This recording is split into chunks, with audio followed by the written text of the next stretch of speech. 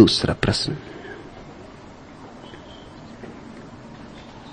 भगवान डोंगरे महाराज अपने प्रवचन के बाद श्रोताओं को लस्सी, बूंदी इत्यादि प्रसाद वितरित करवाते। कृपया समझाएं कि ब्रह्मचर्चा और लस्सी बूंदी में क्या संबंध है। सुभाष सरस्वती, संबंध जरूर है। मैं रोज जब वापस लौटता हूं प्रवचन स्थल से तो सुभाष रास्ते में खड़े दिखाई पड़ते, बिल्कुल उदास।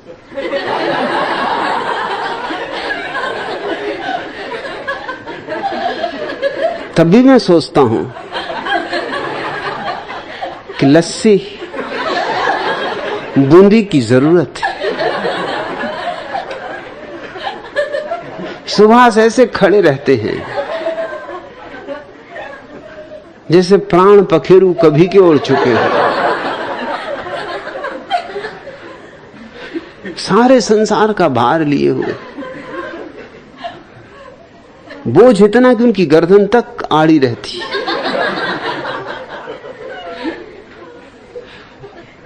तब मैं भी सोचने लगता हूं कि प्रवचन के बाद लस्सी और बूंदी बंटनी चाहिए। ये बेचारे सुभाष को देखो,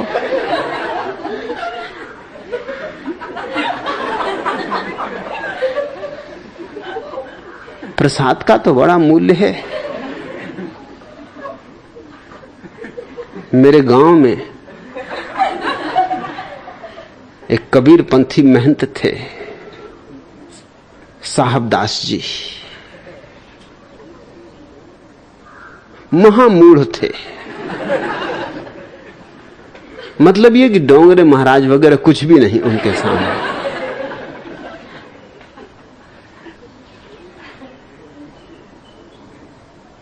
मगर थे वो महंत और बड़ा उनका अखाड़ा था। बड़ी जमीन जायदाद थी, सो लोग मानते थे उन्हें और मैं इसका लाभ उठाता था। लाभ यह था कि गांव में कोई भी सभाओं में उनको निमंत्रित करा था। मुझे उनके व्याख्यान में बहुत आनंद आता था। वो ऐसी ऐसी गजब की बातें कहते थे कि न कभी आंखों देखी न कभी कानों सुनी।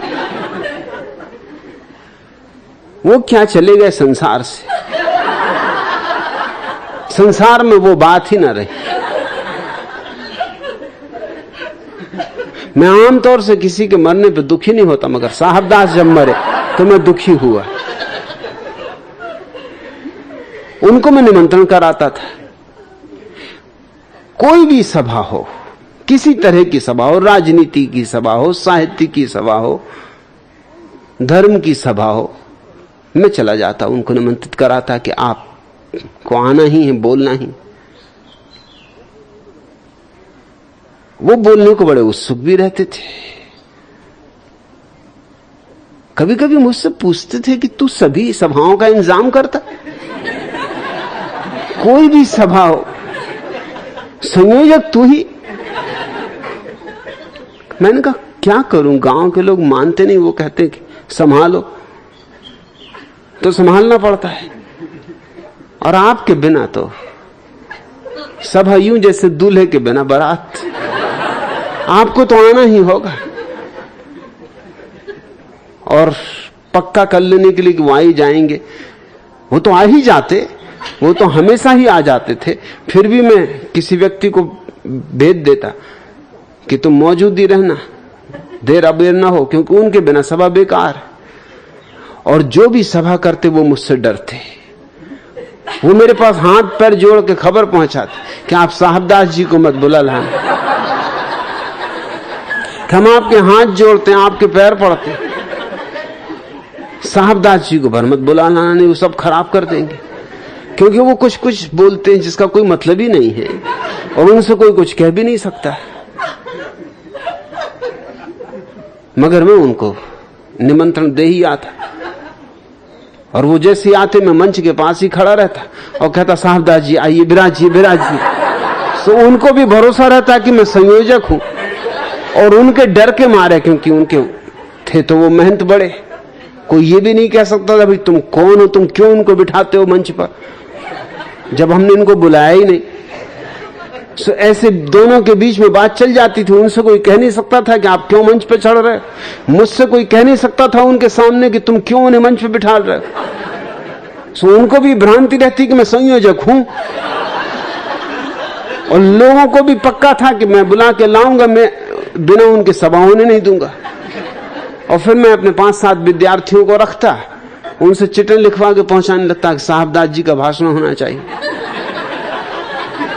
बीच बीच में मैं खड़ा हो जाता कि अब बहुत होगी बकवास, साहबदास जी का भाषण होना चाहिए कि जनता की मांग है और जनता दुखी होती, मगर करो क्या, साहबदास जी का व्याख्यान होना चाहिए। जयशंकर प्रसाद की जन्म जयंती मनाई जा रही थी, मैं उनको बुला लाया। जब मैं उनको निमंत्रण दिया, उन्होंने कहा ये प्रसाद है कौन? अरे मैंने कहा प्रसाद है नहीं प्रसाद, अब आप नहीं जानते प्रसाद मतलब हर सभा के बाद जो बंटता है वही। उन्होंने कहा फिर ठीक, फिर मैं बोलूंगा। फिर आकर उन्होंने जो प्रसाद की महिमा गाई, जनता सिर ठोके कि जयशंकर प्रसाद की तो ये जयंती हो रही है और उसमें वो बूंदी और लस्सी की चर्चा चल रही, और वो समझा रहा है कि बिना प्रसाद के कोई सभा पूरी होती ही नहीं। वही तो डोंगरे महाराज कहते, और लाभ तो है ही। तुमने डोंगरे महाराज का भी कुछ ही दिन पहले तो वक्तव्य देखा कि पहले शक्ति चाहिए, लस्सी और बूंदे के बिना कहीं शक्ति होती। अरे पंजाबी में जो शक्ति होती वो लस्सी के कारण तो होती। जब पूरा पंजाबी गिलास भर के लस्सी पियोगे तब शक्ति उतरती, और फिर उसके ऊपर से बूंदी भी होनी चाहिए, क्योंकि लस्सी में थोड़ी सी खटास होती, कहीं बुद्धि बिल्कुल खट्टी ना हो जाए, थोड़ी मिठास भी चाहिए। वही तो उन्होंने समझाया कि शक्ति के बिना कुछ भी नहीं हो सकता। शक्ति से होती भक्ति, भक्ति से होता ध्यान, डोंगरे महाराज समझाते। इसलिए तो मैंने तुमसे कहा कि जैसे मेरी सन्यासिनी है मां प्रेम शक्ति, अब उसकी शिष्याएं भी हो गई। राज भारती की पत्नी नीलम उसकी शिष्या हो गई, और नीलम ने मुझे पत्र लिखा है कि भगवान मुझे ऐसा लगता है कि शक्ति से मेरे जन्मों जन्मों के संबंध अरे होने ही चाहिए। शक्ति के बिना कहीं भक्ति, भक्ति के बिना ज्ञान, कुछ भी नहीं। और जब नीलम शक्ति की भक्ति हो गई तो राज भारती भी चले आए 2 दिन बाद, वो भी दिखाई पड़ रहे हैं। अरे जब पत्नी ही भक्ति हो गई तब राज भारती भी क्या करें? पति को तो हमेशा पत्नी का अनुसरण करना पड़ता है। अब शक्ति का प्रचार हो रहा है, तो वो शक्ति को बढ़वाने के लिए बेचारे मेहनत करते, लस्सी बंटवाते, बूंदी खिलवाते। और प्रसाद की तो महिमा, प्रसाद के बिना कहीं कोई प्रवचन पूरा होता। इसलिए तो मेरे प्रवचन धार्मिक नहीं है, क्योंकि उनमें प्रसाद होती नहीं। और लोग जाते ही क्यों हैं धार्मिक प्रवचन में? प्रसाद के लिए। असली चीज तो प्रसाद है। धार्मिक प्रवचन तो मजबूरी है, सुनना पड़ता है, क्योंकि नहीं प्रसाद कहां से मिलेगा। सरदार विचित्र सिंह ट्रेन में सफर कर रहे थे, पोपटलाल गुजराती और उसकी पत्नी भी उसी डिब्बे में थे। पोपटलाल की पत्नी ने पोपटलाल से कहा, पप्पू के पिता गर्मी लग रही, खिड़की खोल दें। अब पोपटलाल बेचारे गुजराती, न पी कभी लस्सी न खाई कभी बूंदी। पोपटलाल ने बड़ी कोशिश की पर खिड़की सख्त सी सो न खुली, न खुली सो न खुली। सरदार विचित्र सिंह ये देख रहे थे और मुस्कुरा रहे थे। फौरन उठे और एक क्षण में खिड़की खोल दी और पोपटलाल से बोले कि लाला लस्सी पियो। पोपटलाल को दुख तो बहुत हुआ कि कम वक्त सरदार, मगर करे भी क्या। और जब उसने खिड़की खोल दी तो ये भी समझ में आ गया कि इससे झंझट लेना खतरे से खाली भी नहीं। खुद तो खिड़की नहीं खोल पाए थे, ये और भीतर तक की खिड़कियां खोल देगा। सो चुप ही रहे। थोड़ी देर बाद पोपटलाल की पत्नी को ठंड लगने लगी। सो उसने पति से कहा कि पप्पू के पिता अब खिड़की बंद कर दो। सख्त होने के कारण खिड़की पोपटलाल से बंद नहीं हुई। फिर विचित्र सिंह उठे और उठ के खिड़की बंद कर दी। बोले लाला लस्सी पियो। पोपटलाल को बहुत बुरा लगा। गुजराती थे, सहनशील थे, शांति रखी, गांधीवादी थे, अहिंसा में भरोसा करते थे, भीतर ही भीतर अहिंसा परमो धर्मा का विचार भी किया। मगर चोट तो बहुत लगी कि लस्सी पियो। ये कमवक्त सरदार बार बार लस्सी पियो लस्सी पियो, इसने समझ क्या रखा है। और फिर पत्नी के सामने ही बेइज्जती हो रही। एकांत भी होता, पत्नी ना होती तो भी ठीक था। पत्नी पे भी विचित्र सिंह का असर पड़ रहा है। वो भी विचित्र सिंह की तरफ आंखें फाड़ फाड़ के देख रही। अरे मर्द बच्चा मालूम होता है। पोपटलाल वैसे ही छोटे और छोटे हुए जा रहे हैं। पोपटलाल को बहुत बुरा लगा, बदला लेने का इरादा किया। रास्ता ढूंढने लगे, कोई अहिंसावादी कोई रास्ता होना चाहिए जिसमें झगड़ा झांसा भी ना हो, क्योंकि आदमी खतरनाक है और वहां कोई और है भी नहीं। पत्नी है, पोपटलाल है और विचित्र सिंह। पिटेंगे भी और पत्नी भी हाथ से जाएगी, क्योंकि पत्नी इतने गौर से देख रही विचित्र सिंह को। वो जंजीर खींचने का झूठ मूठ बहाना करने लगा। पोपटलाल ने तरकीब निकाली, गांधीवादी तरकीब। झूठ मूठ जंजीर खींचने का बहाना करने लगा। पोपटलाल से जंजीर न खींचते देखकर विचित्र सिंह ने आओ देखा ना ताओ, थे तो सरदार ही, आ गए चक्कर में, सटाक से जंजीर खींच दी। और पोपटलाल से बोले लाला मैंने कहा ना कि लस्सी पियो। झटके के साथ ट्रेन रुक गई। गार्ड आया। बिना किसी कारण जंजीर खींचने के कारण विचित्र सिंह को 500 रुपए का जुर्माना भरना पड़ा। पोपटलाल प्रसन्न कि क्या मारा, चारों खाने चित्त कर दिया, इशारे से चित्त कर दिया। ना हल्दी लगी ना फिटकरी, रंग चोखा हो गया। सीना फुला के गौर से पत्नी की तरफ देख के मुस्कुरा रहे कि देखा पप्पू की मां क्या लस्सी पिलाई सरदार को। अब बोलने की बारी स्वभावता पोपटलाल की थी। बोले सरदार जी लस्सी के साथ थोड़ी थोड़ी बूंदी भी खाया करो, क्योंकि बूंदी में मिठास होती।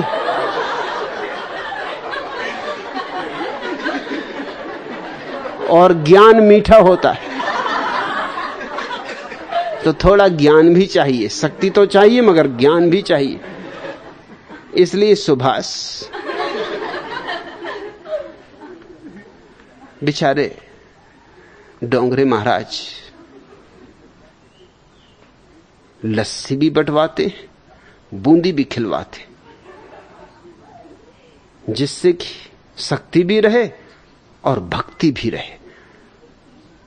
लस्सी से शक्ति, बूंदी से भक्ति। अरे कबीरदास जी कही गए,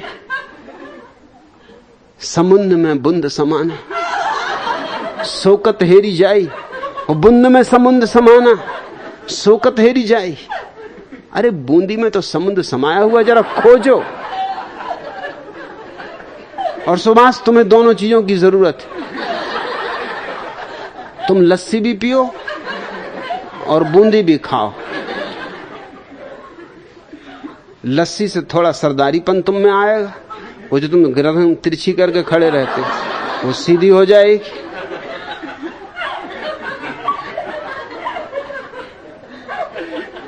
और बूंदी से तुम्हारा ज्ञान भी थोड़ा बढ़ेगा, नहीं तो अज्ञानी के अज्ञानी रह जाओ। और तुम्हारी अवस्था पोपटलाल की, क्योंकि पत्नी सुभाष की गुजराती है। तुम पत्नी का भी ख्याल रखो। अगर लस्सी न पी लाला तो हमारे कोई संत महाराज तुम्हारी पत्नी को ले भागेंगे।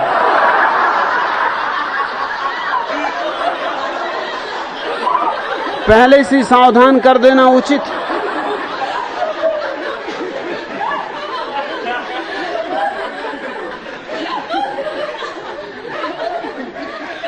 आखिरी सवाल। भगवान, मेरे पिताजी आप पर बहुत नाराज हैं, आपके विचारों से तो सहमत हैं, यहां तक कि सन्यास भी लेना चाहते।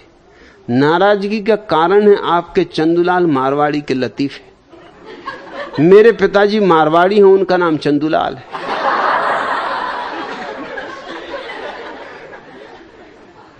विजय, ये तो बड़ा तुमने अच्छा किया, याद दिला दी। ये 8-10 दिन से मैं चंदूलाल को बिल्कुल भूले ही हुआ था।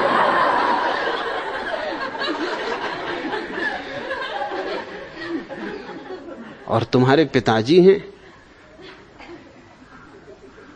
सो तो स्वभाव था, अब कभी नहीं भूलूंगा। तुम्हारे पिताजी के लिए कुछ लतीफे।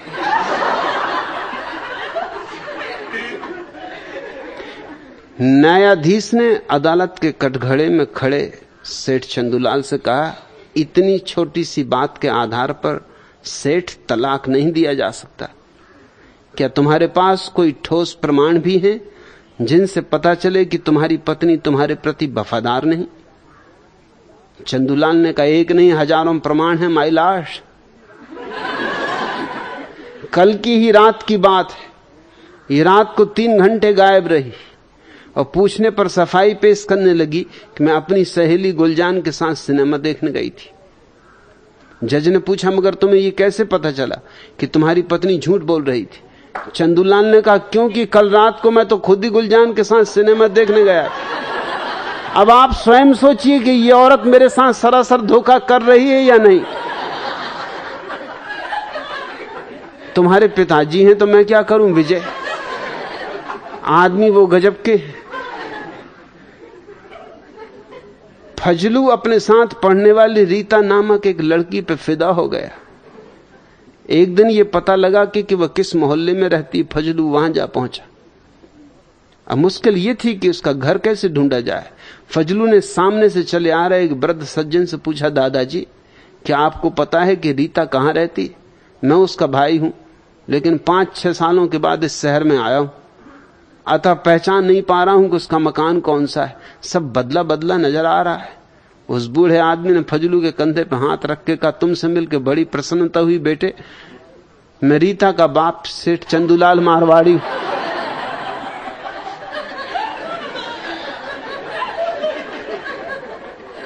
एक मोटा व्यक्ति समुद्र तट पर बैठा सामने की ओर देख रहा था, जहां जवान लड़कियां अल्प वस्त्रों में व्यायाम कर रही थी। पास से गुजरते हुए दूसरे मोटे व्यक्ति ने कहा, आपका क्या ख्याल है सेठ चंदूलाल, क्या इससे वजन घटता है? चंदूलाल ने जवाब दिया, क्यों नहीं, इसी दृश्य को देखने के लिए तो मैं रोज सुबह 3 मील चलकर आता हूं। अरे वजन क्यों नहीं घटेगा, घटता है।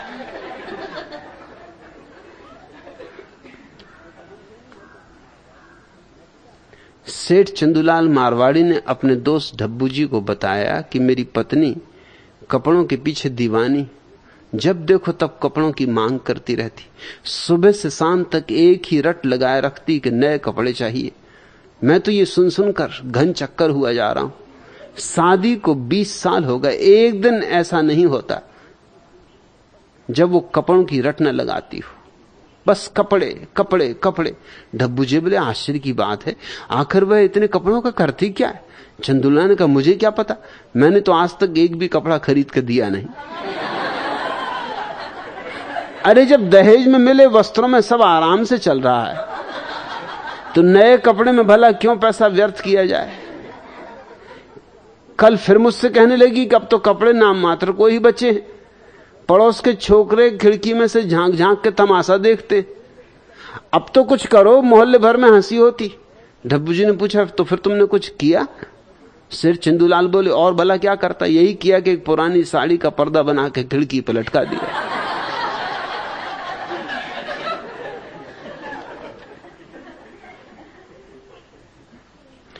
पहुंचे हुए व्यक्ति हैं तुम्हारे पिताजी विजय। नसरुद्दीन ऑफिस गया था, फजलू स्कूल। गुलजान घर में अकेली थी। दोपहर को नसरुद्दीन के दोस्त सेठ चंदूलाल आए और धीरे धीरे बातों ही बातों में 1000 रुपए के बदले में गुलजान को अपना स्त्रीत्व बेचने के लिए फुसलाने लगे। कुछ समय तक आना करने के बाद गुलजान तैयार हो गई। चंदूलाल ने उसे नगद 1000 रुपयों का बंडल थमा दिया। शाम को नसरुद्दीन ने ऑफिस से आते ही पूछा, अरे आज क्या मेरा दोस्त चंदूलाल आया था? उसकी छड़ी वहां कोने में टिकी, लगता है छड़ी भूल गया। गुलजान को तो पसीना छूट गया, मगर अब क्या कर सकती थी, कोने में छड़ी टिकी तो थी। बोली हां आज दोपहर को आया था। मुल्ला ने कहा गजब हो गया, मारवाड़ी से ऐसी आशा न थी, क्या वह पूरे 1000 रुपए दे गया? यह सुनकर तो गुलजान पर जैसे बिजली गिर पड़ी हो। घबराहट में उसके मुंह से निकल गया हां पूरे 1000। नसरुद्दीन ने खुशी से उछलते हुए कहा मान गया मैं भी कि मारवाड़ी भी वायदे के पक्के होते। पिछले महीने उसने 1000 रुपए उधार लिए थे और वचन दिया था कि ठीक 1 माह में आज की ही तारीख को लौटा दूंगा। तुम घबराओ मत विजय, अपने पिताजी को घर लौट के कहना कि मैं तो चंदूलाल के लतीफे कहना बंद नहीं कर सकता। एक तरकीब है आसान, वो आ जाए और सन्यासी हो जाए, उनका नाम बदल दूं। आज इतना।